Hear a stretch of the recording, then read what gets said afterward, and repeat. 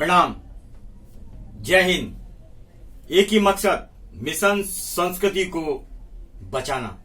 एक ही मिशन संस्कृति को बचाना, भारत की सभ्यता, संस्कृति, सम्मान को वापस लौटाना। यह मेरा मिशन है। आपको एक टिप देता हूं मैं आज कि नियत में नारायण मौजूद हैं। सच्ची अच्छी नियत में नारायण मौजूद हैं। इसीलिए मन साफ रखें, मन को साफ रखें, तन से अच्छा मन को साफ रखें। जितना हो सके सत्य का पालन करें, जितना हो सके सत्य का पालन करें, क्योंकि सत्य से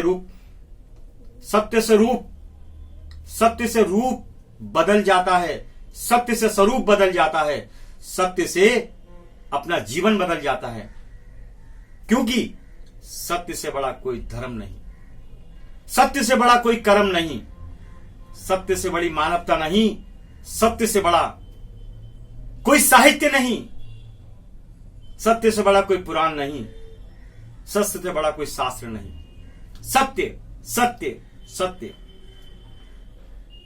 इसी तरह देखा होगा आपने, बड़े बड़े अधिकारियों के ऑफिस में लिखा रहता है कि सत्यमेव जयते, लेकिन काम वही करते हैं वो। यानी ये सबसे बड़ा पाप वो लोग करते हैं कि सत्यमेव जयते लिखा होने के बावजूद उस सत्यमेव जयते के लिखे हुए अंशों के नीचे बैठ के वो रिश्वत का काम करते हैं, वसूली का काम करते हैं, पाप का काम करते हैं, अपने जीवन का विनाश करते हैं। उन्हें यह लगता है कि कोई नहीं देखता है।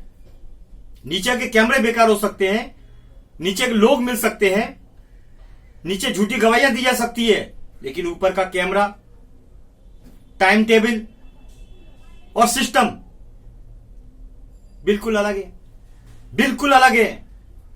एक एक क्षण बाल जितना तिनका, उतना कर्म का हिसाब भी आपको चुकाना पड़ेगा। नीम बोने वाले को आम कैसे मिलेगा? बार बार एक ही बात। हम मानव हैं, 84 लाख योनियों के उत्पीड़न के बाद हमको जीवन मिला, मनुष्य जीवन मिला। सर्वश्रेष्ठ मनुष्य जीवन का विनाश ना करें आप लोग। कोई धन कमाने में पागल होता है, कोई मोबाइल में घुस जाता है, कोई पीने में लीन हो जाता है, कोई अद्दा पौआ ठर्रा खाता है, कोई खैनी मावा खाता है। इस सुंदर जीवन को तबाह करने का काम करता है। कैसा संस्कार, कैसी संस्कृति? क्या पहले भारत की संस्कृति ये थी? हमें प्राचीन सभ्यता को लाना है, हमें प्राचीन संस्कारों को लाना है। लोग क्या कहेंगे वो जाने दो, लोगों का दिमाग तो पैदल हो चुका है। लोग क्या कहेंगे, वो क्या कहेगा, वो जाने दो। हमको पहले अपने आप को बदलना होगा, हमको पहले अपने आप को बदलना होगा। जिस तलवार में धार ना हो वो तलवार पुरानी है, जिस तलवार में धार ना हो वो तलवार पुरानी है। इसीलिए संस्कार में ज्ञान होना बहुत जरूरी है, इसीलिए संस्कार में ज्ञान होना बहुत जरूरी है। आप आगे आए, खुद को बदले, फिर आजू बाजू बदलता चला जाएगा, निर्माण होता चला जाएगा, वातावरण बनता चला जाएगा। बड़े बड़े योद्धाओं का नाम सुनकर भी, उनका इतिहास पढ़कर भी आपको शर्म नहीं आती है? क्या हमारे देश में महाराणा प्रताप हुए, छत्रपति शिवाजी महाराज हुए, पृथ्वीराज चौहान हुए, अहिल्याबाई हुई, महारानी लक्ष्मीबाई हुई, रानी पद्मावती हुई। कैसे कैसे योद्धाओं ने अपना जीवन देश को समर्पित किया ईमानदारी से, उसके बावजूद भी आपको शर्म नहीं आती है? और हमारे हिंदुस्तान के नेता तो भ्रष्ट है। औरंगजेब को महान बताते हैं, बाबर को महान बनाते हैं। ये तुगलकी नेता हुमायूं की बात करते हैं। कमाल हो गया।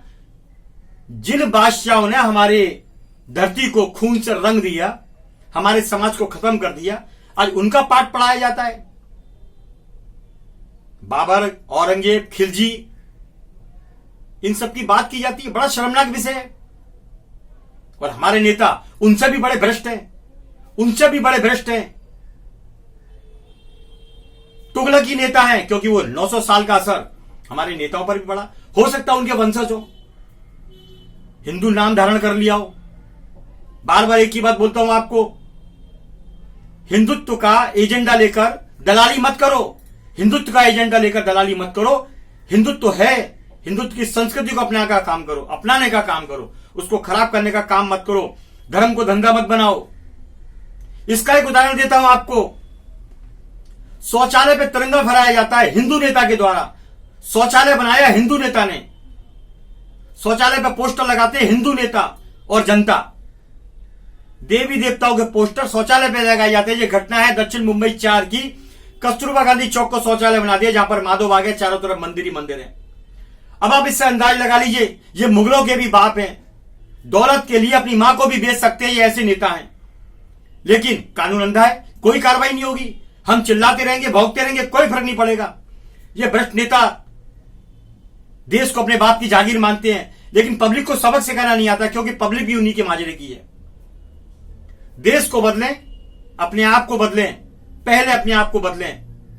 हमारे जीवन की धार को तेज करें, हमारे जीवन की धार को तेज करें। अपने सम्मान में समझौता ना करें, अपने सम्मान का समझौता ना करें।